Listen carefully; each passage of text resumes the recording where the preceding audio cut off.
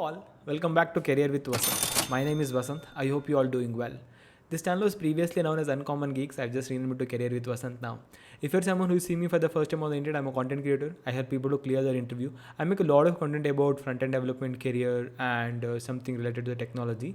So if you're somebody who is interested in any of this, please subscribe to my channel so you'll not regret it. Now, without wasting further time, let's get started with the topic of the day. So I had referred a candidate in my company. Okay, he's basically from Delhi, and as you know, the company where I work is in Bengaluru. He wanted to relocate because the job is here and it requires you to come to office. So he asked me, Vasant, the Bengaluru has a lot of water crisis. I've read across a lot of social media and across a lot of newspapers that Bengaluru is having a lot of water crisis. Shall I relocate to Bengaluru or not? Okay. So interestingly, then I told my answer was yes, definitely you relocate. But I keep getting this question from a lot of people Bengaluru has water crisis, Bengaluru has traffic problem, Bengaluru has high cost of living, Bengaluru has pollution, and Bengaluru has poor sanitary system. Is it worth relocating to Bengaluru or not?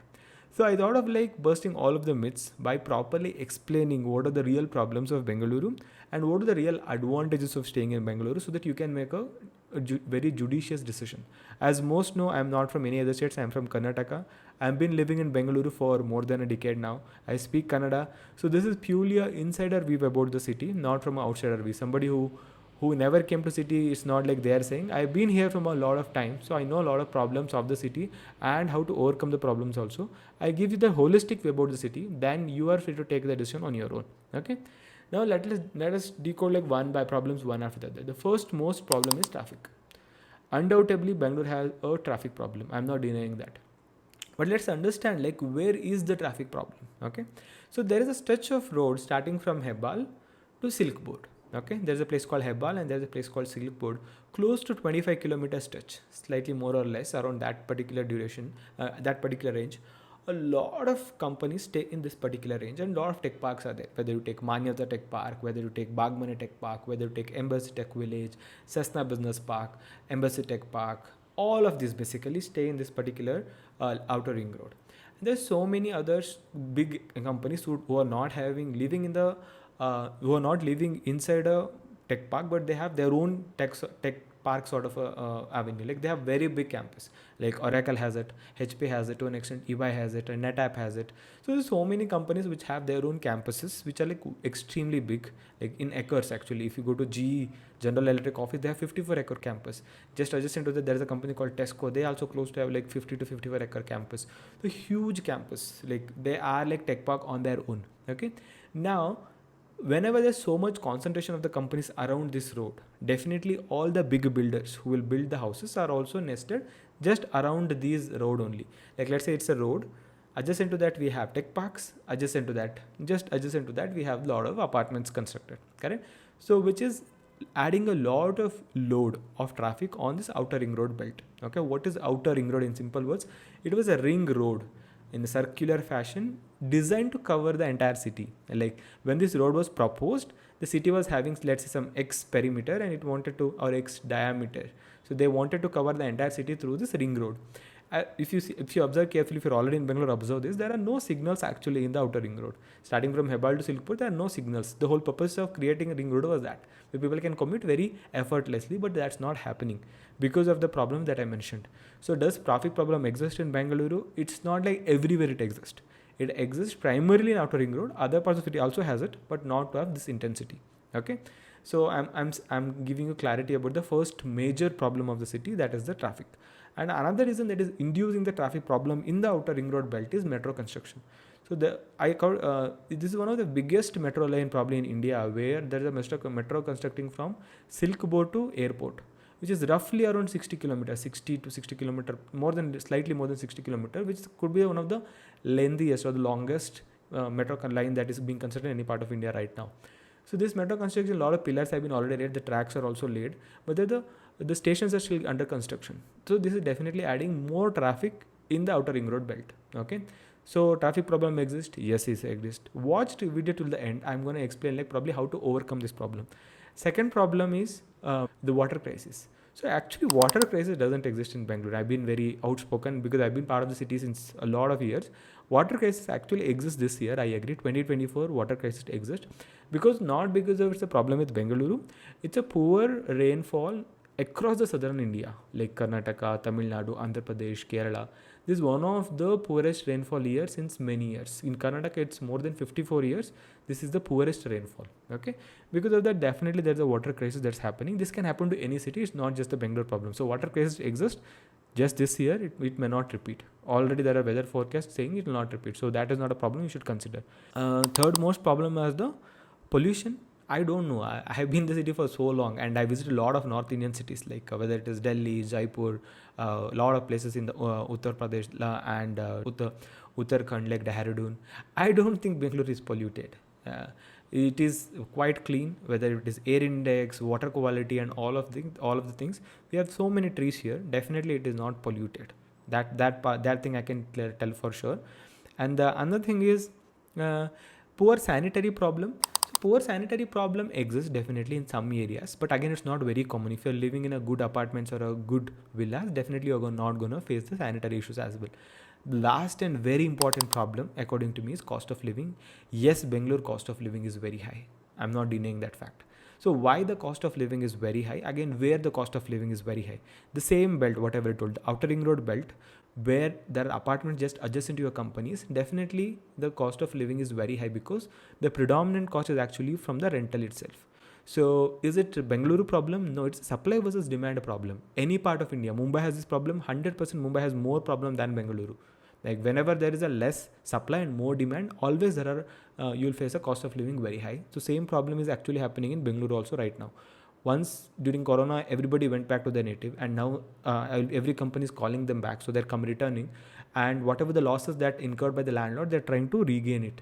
So by increasing the their apartment or the villas rental value. So does the cost of living is very high because of this problem? Definitely yes. Okay, I'm going to tell at the end probably how to overcome all these challenges. Now let's see like what are the advantages of living in the city. I've taken note of all the things that I want to speak so that I don't forget. So I'm looking at the screen once in a while. So the first advantage, like you might have seen, like a lot of people say it's overrated, is weather. According to me, since I've visited a lot of cities, lot of metro cities in India and a lot of capitals, Bengaluru has the best weather. Like there are cities which are having the best weather definitely, but they're not having opportunities or IT companies like Bengaluru. In the metro cities, Bengaluru definitely has a very good weather. Okay, you can definitely consider that, and it is something an integral part of your life, weather, because every day you have to deal with the weather, so you don't have any complaints. It's had the extremely good weather.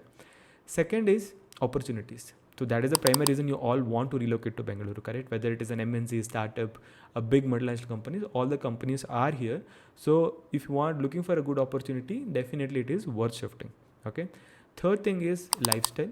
There are people almost from all the parts of the city. I know there are small villages of Rajasthan and Uttar Pradesh which has like hardly 200, 300 people, 200, 300 houses. There are 200 to 250 people from those villages in the city. I know actually those villages name as well. So any part of the city, India you are from and you decide to settle here, you get a community of your own, and you are definitely free to gel with them. And there are a lot of different ways like Facebook group, Instagram look, and where you can find them. And another most important point is networking. If you are someone who is looking for a good networking in terms of technology, I don't think there's any place else in India where you get so many engineers as that of Bengaluru. Whether it is meetup, whether it is tech seminars, whether it is company organized events, that happens at highest number in Bengaluru. So you can definitely expand your network by connecting with as many more brilliant engineers, co-founders as possible in Bengaluru. If you're somebody who's planning to start a company after working for some years, probably there is no other good city than Bengaluru for doing that. There are investors, there are engineers, there are people from all across the world, India, who are willing to work for you. So again, this is the best place for that as well. Okay. And another most important point that I would like to mention is local people. Since I am also from Karnataka, I've been watching for it very much. Local people are very welcoming. You might have seen some incidents, but there are very exception. But most of the local Karnataka people are like very welcoming for the outsiders who are coming to city for the opportunities. Okay, so that's very, very important. They never enforce you to learn like a local language or anything. They try to communicate in your language. They want to make you feel like very comfortable with whatever the things that you language or the culture that you know, and they always respect your culture also. So that you, if you are thinking like localites will affect you in terms of your culture or your language, please remove that from your head. That you don't find that happening anywhere in the city. There are sometimes because of politically driven or because of election, other things it might happen. In general, the city is very calm. Okay, and now let me tell you a few of the solutions for the problem that I mentioned in the beginning of the video. First thing is the traffic problem. The easiest way to solve the problem is just start early and leave early. So depending on wherever your office location is, try to reach early and leave the office at the earliest. You get a sense when the traffic is more and when the traffic is less. Okay, make a judicious guess, and if you opt that right timings, you will not face a traffic problem. And another most important point is cost of living. The farther you live from the office, the cost of living will reduce. Let's say your office is in like Embassy Tech Village, which is somewhere in the outer ring road. If you decide to stay like 5 kilometers from there, the cost of living is X. If you decide to stay 10 kilometers from there, the cost of living will be lesser than X. Further, if you go, probably it will get reduced further. So there is a cost of additional transportation cost and the time that you need to spend for traveling. But if you again follow the tip 1 that I gave, like identify the right time to reach office and right time to return, then definitely this problem will reduce and you save a lot of cost. And if your office is having a hybrid work culture, again there also you can save a lot of time, a lot of money by staying a little farther, because only 1 or 2 days you need to go to office, rest of the day you can work from home.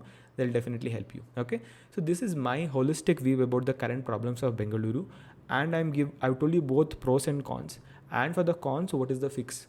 So is it worth shifting to Bengaluru? I'm not recommending. You take a decision. If you are you know the pros and cons and you take a decision. But if I were you who is staying in some North Indian city, considering the advantages that city offer, will I be shifting to city? Definitely yes. Now you make a decision. If you like the video, please like the video. If you have any other comments about the video, that if you think no, this is not the thing, or if you think otherwise, please add in the comment section. I'll always open for constructive criticism. And if you're not subscribed to my channel Career with Vasanth, please subscribe to my channel Career with Vasanth. See you in the next video. Thank you.